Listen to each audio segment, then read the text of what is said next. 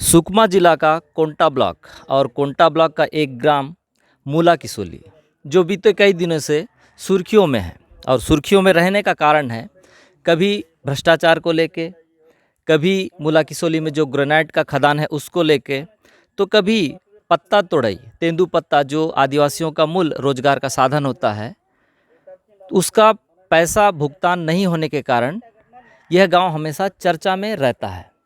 तो आज मैं मूला किसोली पहुंचा हुआ हूं और आने का कारण यह है कि सीपीआई के एक गद्दावर नेता कामरेड मनीष कुंजाम मूला किसोली पहुंचे हुए हैं और वे गांव के लोगों से बात कर रहे हैं। देख सकते हैं यहाँ पर एक सभा चल रहा है, वहाँ पर मनीष कुंजाम जी लोगों से चर्चा कर रहे हैं। अब क्या चर्चा हो रहा है, क्या मुद्दे को लेके बातें हो रही हैं, ये हम जानने के लिए यहाँ पर आए हैं। तो आइए मनीष कुंजाम जी से बात करते हैं। बहुत चर्चित है और अभी नहीं, कुछ महीनों से मूला किसोली के खदान को लेकर के काफ़ी चर्चा है। केवल बस्तर में ही नहीं बल्कि पूरे देश में इसकी चर्चा है।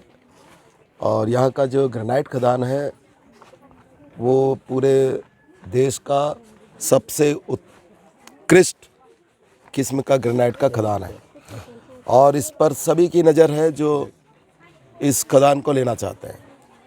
और अभी हमारा ये यहाँ मीटिंग रखने का एक उद्देश्य ये भी है, हालांकि इससे पहले भी कई बार बैठे, लोगों को समझाए, ये लोग हड़तालों में आए, धरना दिए, सब तमाम चीज़ें किए ये टेंडर के बाद। लेकिन इस बीच में एक नई खबर सामने आया, वो ये है कि रायपुर में ईडी के कई छापे पड़े और यहाँ जो कलेक्टर थे जयप्रकाश मौर्य, वो स्टेट माइनिंग के डायरेक्टर हैं। उनके यहाँ कुछ कागजात मिला। वो कागजात में से एक कागजात ये भी है कि मूला किसोली खदान में जो लेन देन हुआ, पैसों का भारी लेन देन की बात हुई, वो भी अखबारों की सुर्खियों में आया। तो हमने कहा कि कम से कम लोगों से इस बारे में शेयर किया जाए, बात कर लिया जाए कि देखिए आपके मूला किसोली के खदान का कुछ रिकॉर्ड ईडी के हाथ में लगा और उसमें काफ़ी पैसे लिए गए हैं और उन पैसों का इस्तेमाल कहीं आपके गांव की एकता को तोड़ने में तो नहीं हो रहा है। और एकता को तोड़ेंगे तो फिर एकता टूट जाएगी, फिर वो कंपनी वालों को यहाँ करके आराम से खदान शुरू करने का अवसर मिल जाएगा। इसलिए हम लोगों को आगाह करने आए, सतर्क करने के लिए आए, ये एक बात है। और कानूनी दृष्टि से ये गौड़ खनिज में आता है ग्रेनाइट। गौड़ खनिज पर गांव का हक है, पेशा और वनाधिकार मान्यता कानून की दृष्टि से पूरी उस प्रकाश में। तो ये गांव की संपत्ति है। जब गांव की संपत्ति है तो गांव के लोग उसका लाभ लें, जब भी लें। लेकिन क्यों बाहर की कंपनी के लोग आएंगे और अरबों खरबों यहाँ से कमा के ले जाएंगे, इसका हम विरोध करते हैं और इसलिए इस बात को भी हम यहाँ कहने आए हैं। और दूसरा ये है कि राजनीतिक रूप से हम कहना चाहते हैं कि इस मसले पर कांग्रेस भी भाजपा भी दोनों एक तरह के हैं और दोनों ही गांव के लोगों को उनका जो पारंपरिक जो अधिकार है जल जंगल ज़मीन पर और उसको कानूनी हक मिला हुआ है, उसको दोनों पार्टियां देना नहीं चाहती ये अधिकार को।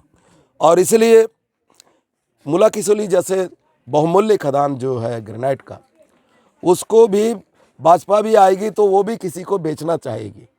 इसलिए हम लोगों को ये भी सतर्क कराने आए कि देखो इस मसले पर भाजपा हो या कांग्रेस, लखमा राम हो या कोई और दूसरा बीजेपी वाला भी ये कर सकता है। इसलिए आप सावधान रहो, क्योंकि ये आपका अमूल्य धरोहर है और इसके साथ आपका देवधामी और तमाम चीज़ों का आपके साथ ये सब जुड़ा हुआ है भावनात्मक रूप से। इसलिए इसको आप किसी भी तरीके से मत दीजिए, आपकी एकता नहीं टूटनी चाहिए, ये बात कहने के लिए आए। तेंदुपत्ता का भुगतान नहीं हुआ है क्या इनके? तेंदुपत्ता का दरअसल ये है कि उसकी एक लंबी कहानी है। अगर वो तो गनीमत है कि हम लोगों अगर कंप्लेंट नहीं किए होते तो समर्थन मूल्य का जो 4 रुपया है प्रति गड्डी वो भी नहीं मिल पाता।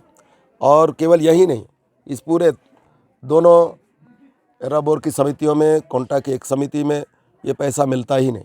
ये हम लोगों के कंप्लेंट की वजह से, हम लोगों की हड़ताल की वजह से ये भुगतान हो पाया। लेकिन इतनी डिटेल आपके इस कैमरा पे हम बोल नहीं पाएंगे। लेकिन हकीकत ये है कि ये 1 रुपया 25 पैसे का सवाल नहीं है जो नहीं मिला।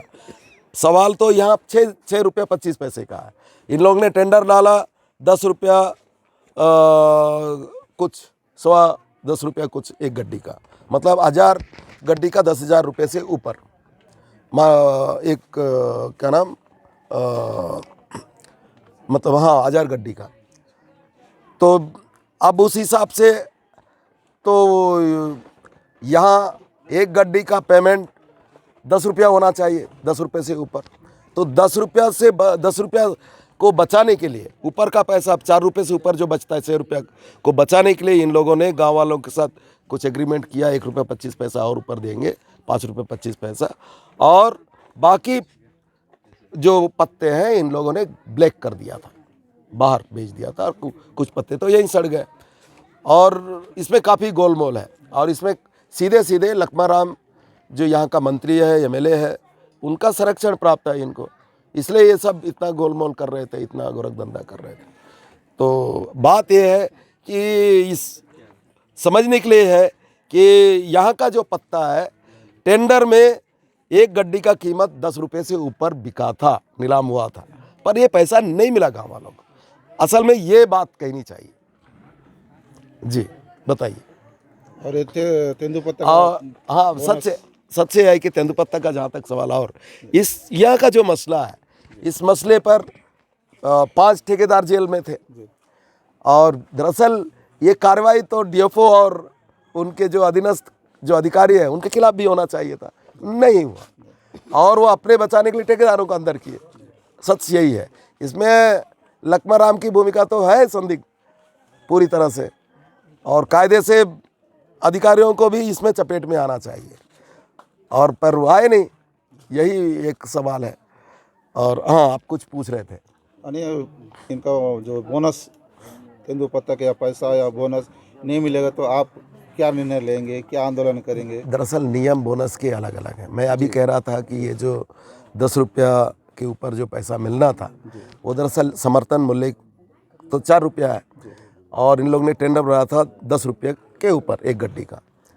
तो अब टेंडर राशि मिलने के बाद फिर ये पैसा यहाँ का, जब ये यहाँ का पत्ता जब बाहर बिकने के बाद जितना पैसा आता इधर टेंडर रेट के हिसाब से, वो पैसा फिर बाद में बोनस के रूप में मिलता।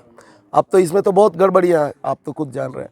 कहीं इधर कोई गोदामों में छापा पड़ा, अभी भी ताले पड़े हुए हैं, तमाम चीज़ें हैं। इस हालत में तो वो बोनस तो मिलने से रहा, हकीकत ये है। तो इसलिए ये अभी लटका हुआ है। कुल मिलाकर इसके लिए जिम्मेदार तो विभाग है, पूरी तरह विभाग है, और लखमा राम के दबाव के बावजूद भी विभाग को कानूनी कार्रवाई नियमानुसार काम करना चाहिए था, नहीं किया। ये पूरी तरह फॉरेस्ट डिपार्टमेंट की जिम्मेदारी है। जी।